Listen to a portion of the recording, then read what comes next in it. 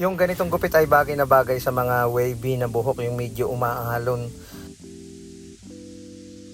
Ang request ng ating client ay imulit lang siya at nipisan lang yung pinakang gilid. Siyempre kailangan nating lagyan ng side part sa tigkabila at overcomb muna natin ito.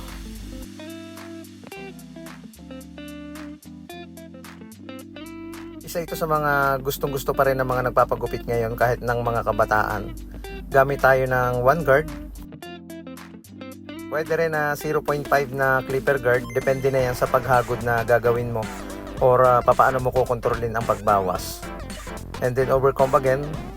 Hindi ito mahirap gawin.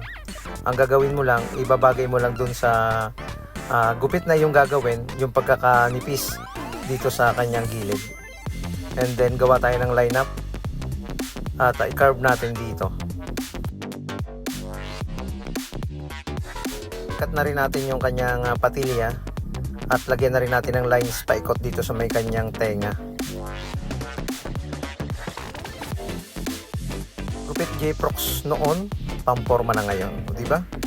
And then 0 half or 0 close para mabura yung pinakang line.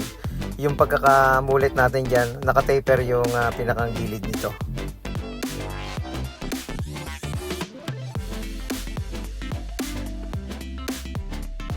Ang technique, dapat magaan ang iyong kamay kapag ikaw ay gumagawa ng ganitong klase ng gupit or kahit anong gupit para maging mas maayos yung magiging resulta nito.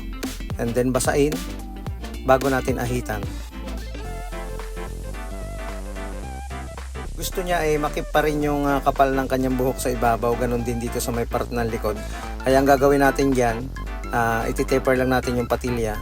Siguro bawasan lang natin ng konti or i-textured lang natin o bawasan natin ng konting kapal yung mga dulo ng kanyang buhok.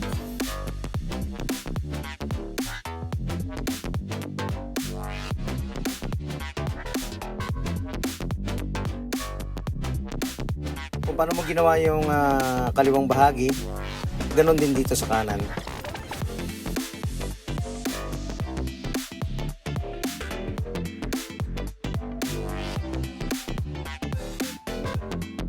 Maraming salamat sa ating mga followers, sa mga silent viewers na patuloy na nakasuporta at laging nanonood, sumusubaybay sa ating mga ginagawang video.